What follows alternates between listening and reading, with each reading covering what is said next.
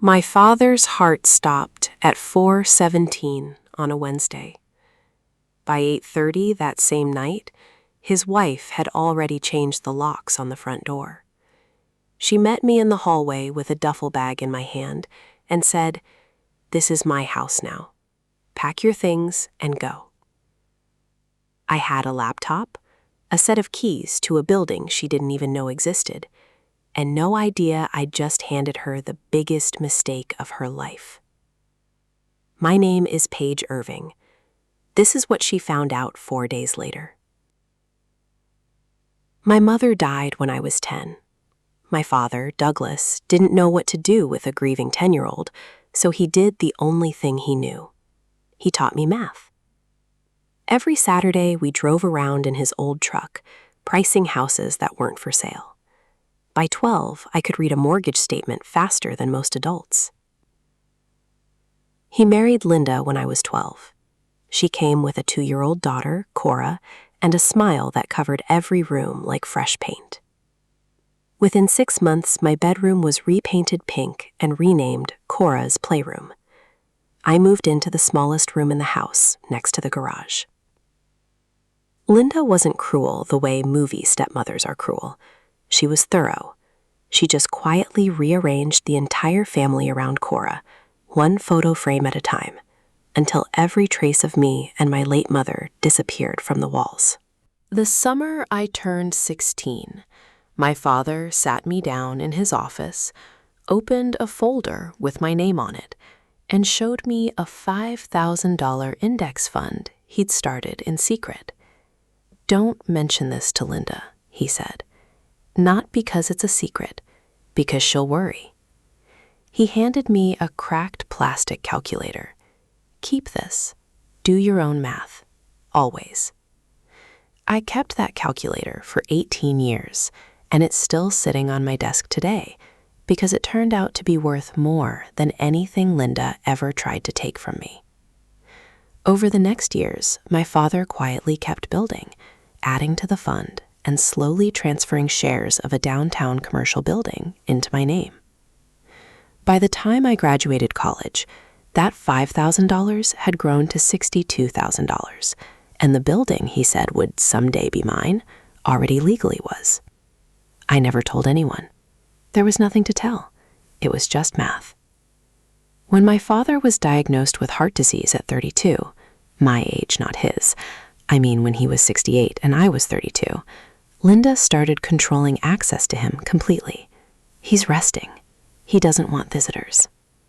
My Aunt Maggie told me Linda had quietly gotten him to sign a financial power of attorney, putting herself on all his accounts. 3 weeks later, my father had a stroke. Linda called the whole extended family, everyone but me.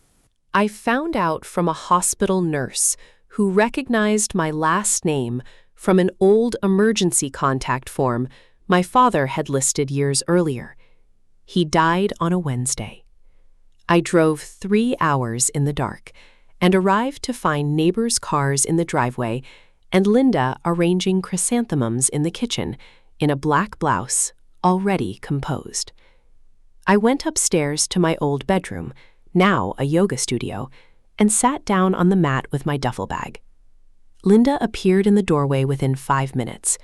"You're not sleeping here," she said. "This is my house now." I picked up my bag and left without a word, because some truths are worth more when they arrive on schedule. At the funeral, there were exactly 3 chairs in the family row, for Linda, Cora, and no one else. I sat in the 3rd row, between a stranger and an empty seat. Aunt Maggie walked straight past Linda's pearl earrings and sat beside me instead. "Douglas prepared everything," she whispered. "Trust me." Linda made her announcement on the church steps before anyone could leave. "The house is our family home. Cora and I will be staying there as he always intended." What she didn't announce was the meeting already scheduled with the estate attorney. The next morning, Linda started her inventory. An appraiser valued the house at $380,000. The bank confirmed a joint savings account of $140,000.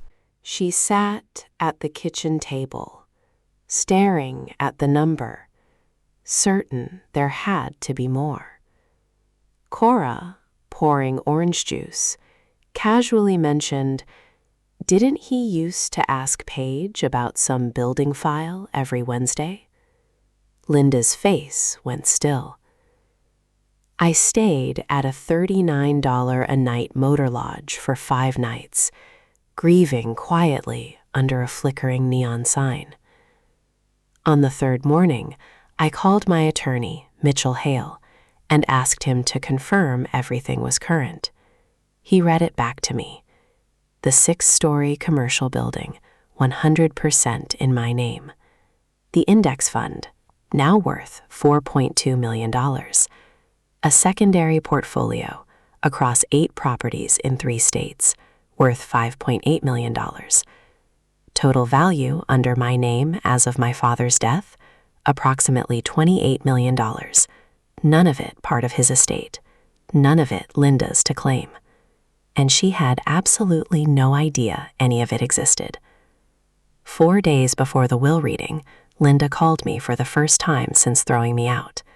Sweet voice, controlled, the same tone she used when she needed dessert plates cleared. "Did your father ever mention a building downtown?" I told her Thursday would clarify everything. She called back 3 more times in 7 minutes. I turned my phone face down and let it buzz itself quiet. The next morning, Aunt Maggie called with news that changed everything. Linda had walked into the bank with the expired power of attorney and withdrawn $80,000 from the joint account, a document that had legally terminated the moment my father's heart stopped. My attorney confirmed the transaction had posted. Funeral costs totaled just over $8,000. That left over $71,000 completely unaccounted for. "She's panicking," Mitchell told me. "She's grabbing what she can reach because she suspects there's something she can't reach." At the will reading, Linda arrived in a black blazer and pearl earrings, sitting at the head of the table, like she'd already won. The attorney read Douglas's will, the house and joint savings to Linda, $20,000 to Cora from an education fund. "That is the entirety of Douglas Irving's probate estate," he said. Linda smiled, exactly what she expected. Then he added one more sentence, that this represented only a portion of what my father had actually accumulated during his lifetime, and asked my attorney to explain the rest. Mitchell opened his briefcase with 2 precise clicks, 3 folders, tabbed and organized. The deed to a 6-story commercial building, transferred to me in stages between 2008 and 2020, fully documented and notarized. An investment portfolio built since I was 16, a certified valuation dated the week of my father's death. The total value of assets held under the name Paige Irving, Mitchell said, is approximately $28 million. Nobody moved. Cora's mouth fell open. Linda's knuckles went white against the table edge. "No," she said. "That's his money. She stole it." Every transaction was executed voluntarily over 18 years with independent legal counsel, Mitchell said calmly. "These are not estate assets. They are the personal property of Paige Irving." Linda turned on me. "You knew. You sat in that house every Wednesday and ate my food, and you knew." "You kicked me out 4 hours after my father died," I said. "You changed the locks before his body was cold. You want to talk about what I knew?" Mitchell wasn't finished. He placed one final sheet on the table, documenting the $80,000 withdrawal and the fact that the power of attorney authorizing it had expired the moment my father died. That leaves $71,786 unaccounted for. The room did math in silence. Aunt Maggie finally spoke. "Douglas loved you, Linda, but he also loved Paige, and he knew you'd never share willingly, so he made sure she was taken care of before it ever came to this." Linda sat down like someone had cut the strings holding her up, and for the first time in 22 years of marriage, she had absolutely nothing left to say. "I did not know," Linda finally whispered. "I did not know any of this." The truest sentence she'd spoken in 2 decades, because she'd never once bothered to ask. I stood up. "I didn't come here to take anything from anyone," I said. "Everything under my name has been mine for years. I came so everyone in this room would know the truth, not part of it, all of it." I told Linda that from that day forward, I wouldn't call, wouldn't visit, wouldn't explain myself again. If she or Cora needed anything, they could reach me through my attorney. At the door, I turned back once. "You said the house is yours. Then keep it. I never needed it." 3 weeks later, Linda hired her own lawyer to contest the estate. He reviewed every document and told her flatly there was no legal basis for a challenge. She was ordered to return the missing $71,786, and the check arrived within 10 days. Cora texted me 3 days after that, the first direct message she'd ever sent me.